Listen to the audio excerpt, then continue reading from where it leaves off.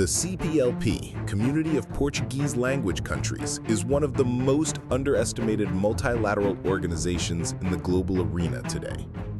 Created in 1996 and headquartered in Lisbon, its original mission was to strengthen political and diplomatic coordination among countries united by a common language, while promoting cooperation in areas such as education, economy, and culture.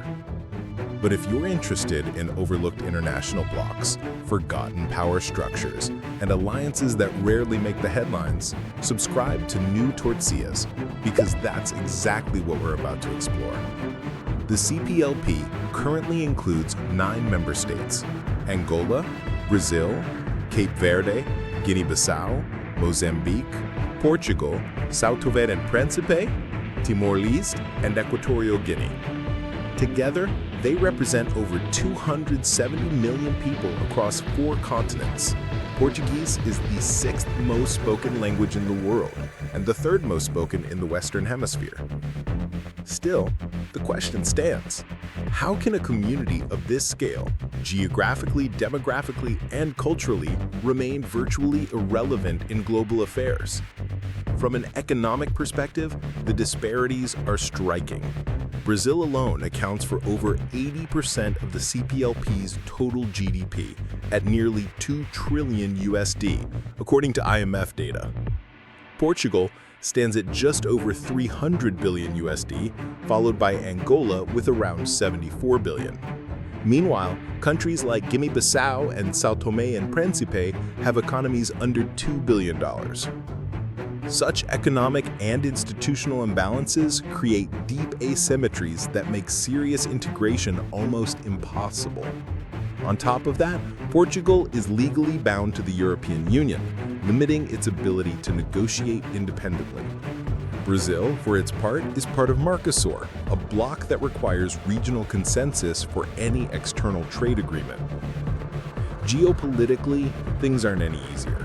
Major global powers like the United States and China maintain strong bilateral relations with individual CPLP countries, but show little to no interest in supporting the organization as a collective.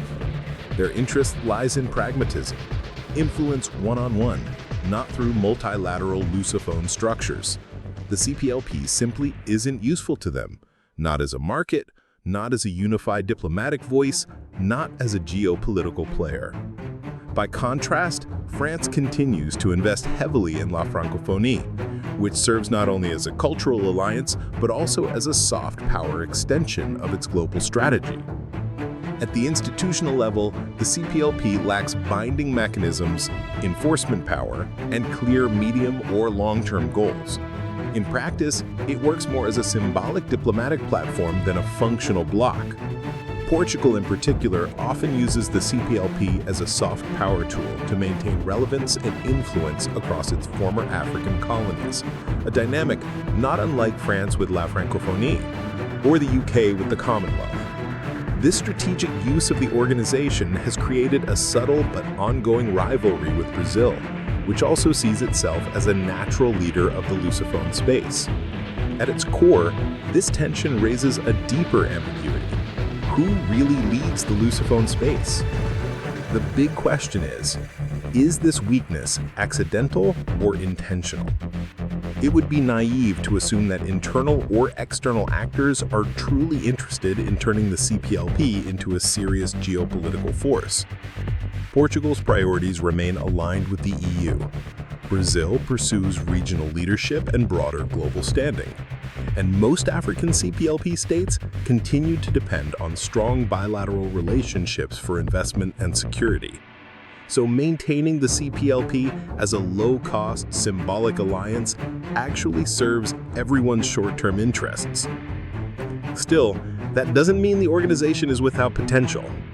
The CPLP could become a stronger actor in South-South cooperation, in Atlantic diplomacy, in the management of oceanic and energy resources, in academic mobility, and in the promotion of Portuguese as a strategic global asset, only if there's political will, strategic clarity, and institutional innovation. As it stands, we're looking at an extraordinary foundation producing ordinary results.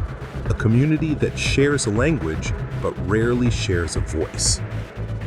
If this analysis made you think, consider subscribing to New Tortillas and share your view in the comments. Does the CPLP still have room to reinvent itself, or was it doomed to structural irrelevance from the start? And if you're interested in how a small, overlooked country can still redesign its future through strategic vision and economic focus, don't miss our next video.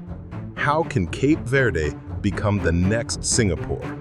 Because sometimes structural change doesn't begin in the big blocks, but in the small ones that dare to think big.